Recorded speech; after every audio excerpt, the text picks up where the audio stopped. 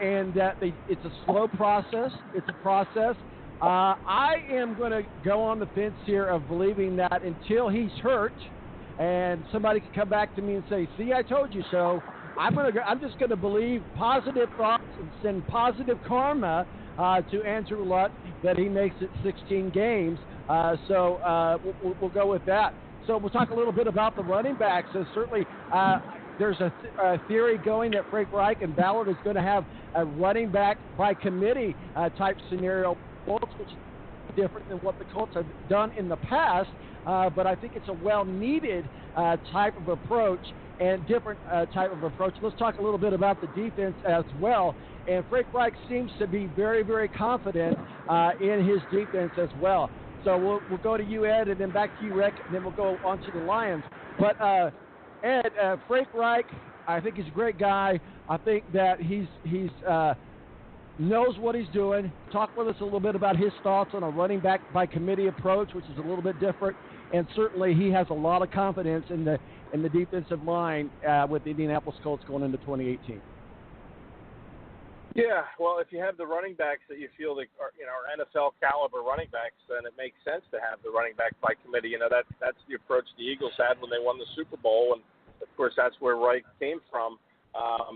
They had LeGarrette Blount, they had Corey Clement, they had Jay Ajayi, Wendell Smallwood. I mean, they just ran guys out there. Again, guys that aren't putting up 1,000-yard seasons, but you don't need them to if you're spreading the ball around to 3 or 4 different running backs and they're getting 500, 600 yards in a season. So, I like that approach. I like how it keeps guys fresh, especially as the game wears on. Now, running backs may not be so enamored with it. I know Jay Ajayi's not too in love with that running back by committee approach. These running backs, a lot of them feel like the more touches they get in the game, the better they are. As the game goes on, it lets them get into a flow. But, the Eagles won with that approach last year, so it's hard to argue that it won't work. And the Colts upgraded their offensive line, so, maybe you have the horses up front that will open some holes. And, when you run the ball, when you say running back by committee, you need to have positive yards. You can't be facing 2nd and 12 after you lose 2 yards on a running play more often than not. So, you hope that the readdressed offensive line is up to it and open up some holes. And then, the defensive line, teams build on those lines.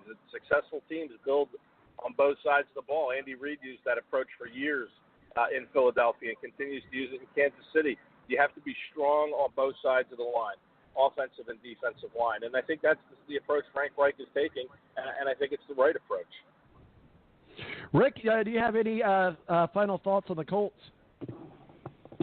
Yeah, I just agree with Ed about the running back by committee thing. I used to be one of the guys that was just stick with one running back, and then there you go, kind of the traditional way of doing it. But, I've switched on that because then your offense gets predictable, I feel, in a way. If you can run different guys out there that are great at pass catching and blocking and different things, you can do a lot of different things with the offense. I just compare it to the way Notre Dame was last year with Josh Adams, even though they had a running back by committee thing too, but it was Josh Adams 75% of the time. Well, Josh Adams is Ed knows Josh Adams now. He's a big running back, and you knew what you was going to get with Josh Adams. He's a straight downhill runner, and it got predictable over time. So if they're able to run different backs out there, different skill set, it makes the offense much more unpredictable. Well, guys, let's move on to the Detroit Lions. That way we've got all three of our teams covered before we get into the other teams, because there are other teams in the NFL to talk about. We'll start with you, Rick. Your Detroit Lions, obviously looking for a lot from Golden Tate and Marvin Jones this season, looking for a turnaround season, a season that has a lot of high expectations. Talk with us about your Detroit Lions, Rick Riggin. Well, it's really the division they're in, too. Now, Minnesota added Kirk Cousins, and they're going to be really good again. Of course, Aaron Rodgers, the Green Bay Packers, and now the Bears are probably stepping up in wins this year, too. So it's the black and blue division is tough once again. Lions are rolling in. Matt Patricia, new head coach, even though he says all the right things in the press conferences, you just don't know how all that stuff translates on the field until they start playing. They had this whole issue with Ziggy Ansah now that they've just franchise tagged him or whatever it was for just one more year. So this is probably his last year in Detroit, which I think is terrible because I love Ziggy. I think he's he's one of the best defensive ends in football. And so we're going to see how this translates with bringing in Matt Patricia, his defensive-minded head coach, with the Lions offense. They have a great receiving core, of course, Stafford, and quarterback. They, like I said, Golden Tate, Marvin Jones Jr. They have Galladay's coming into his second season. So they really need to bring in a good tight end. I think that's where they've been missing, and bring in a running back, and we could finally get a 100-yard rusher in a season. Because I think 2013 or something like that is the last time the Lions have had a 100-yard rusher. So we're going to see how all this stuff with Matt Patricia translates onto the field. So I'm just looking forward to that. Cautiously optimistic. We're going to get right back to Ed here in just a second. Ed is joining us, our official NFL contributor. But joining us now, Mo from the BS Sports Show. Mo, happy Saturday to you. Thank you. Mo, this is our official 2018 NFL preview. I appreciate you jumping on with Ed and I. We've already talked about the Colts, the Lions, and the Philadelphia Eagles. Feel free to chime in on thoughts on that, and we'll go back to Ed after you. But go right ahead, sir. Well, I think when you look at the Lions, the one thing they've lacked, honestly, since Barry Sanders is a good running game, we've seen the numbers that Matt Stafford has put up with lack at times of an offensive line, but lack of a running game. And I think with a decent run game where their offense isn't so predictable, I think that you could see Matthew Stafford really take a step to that upper echelon of quarterbacks in the NFL. A good running game helps any quarterback, but it helps a good quarterback become a great quarterback. So I think that's one thing that if I had to put my finger on one thing that the Detroit Lions need desperately is a good running game. For the Colts, obviously we're going to see what Andrew Luck can do this year. I heard you guys talking about running back by committee, and it's hard to say that doesn't work. We saw it work with the Giants, and they won Super Bowls. We saw it work with the Patriots, and they won Super Bowls. We saw it work with the Eagles, and they won a Super Bowl. So running back by committee, I don't think is a terrible thing at all. It's all going to key, I think, like Ed said, on this offensive and defensive line for the Colts this year. Can the offensive line open up holes for a running back, and so the Colts aren't sitting at 2nd and 12, 2nd and 14?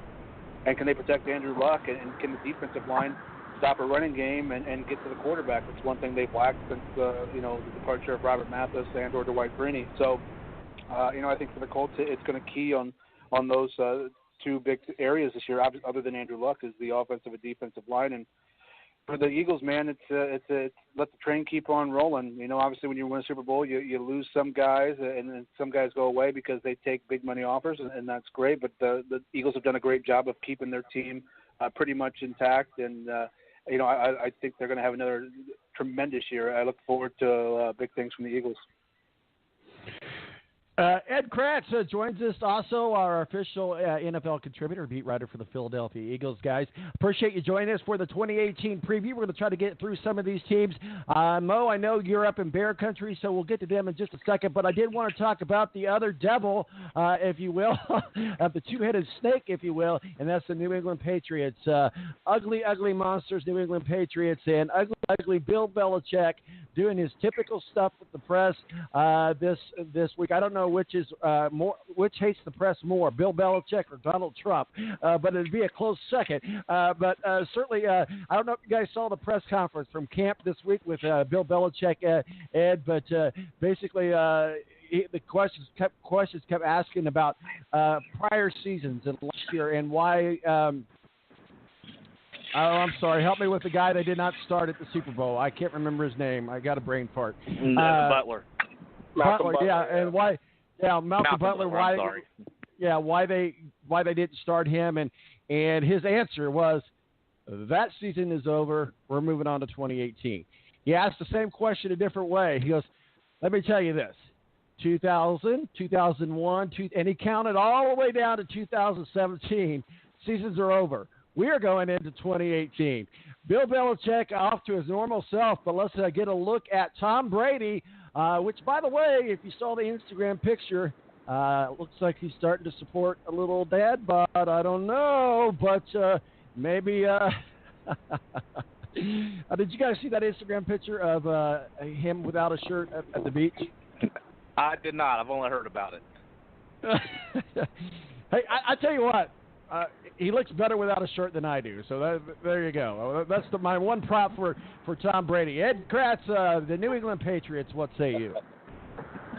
Well, you know, listen, I don't like the way Belichick said it, but he's right. You know, let's not look back at 2017. It's time to focus on 2018. You know, the Eagles are still getting questions about winning the Super Bowl, and you know, they're still entertaining them. But you know, that's kind of a concern to me. Is that, you know, look, let's just start looking at 2018 and, you know, forget about 2017. So I agree kind of with, you know, his thought process on it. But I didn't see the presser, but I guess, like you said, if you count it all the way up from 2001 up to 2018, I mean, that's a little overboard. But you know, listen, the Patriots are, again, a team that you're going to have to slay them if you want to get to the Super Bowl. I mean, they're not going to go anywhere. You know, they might take a step back this year, but you know, I'm not so sure. I don't know which teams in that AFC are going to rise up. It could be the Texans. The Jags, of course, are a team that is getting a lot of love. But you know, it's hard to discount what Belichick's done and what he continues to do. It's just the way he goes about doing it sometimes, you know, rubs me and a lot of others the wrong way, obviously. Mo, what are your thoughts on the New England Patriots 2018? Always a thorn in the side for the Colts as well. Well, it feels like we have the same conversation every year at the beginning of the season. We see guys go away. We wonder how the Patriots are going to hold it all together. We talk about Tom Brady being a year older. We talk about chinks in the armor of the Patriots. And then every year they just come out and do what they do and seems to wind up in the Super Bowl again. So, I mean, we can look at key losses, but you know, Bill Belichick seems to continue that train rolling every single year. So, I mean, I look for another great year from the New England Patriots.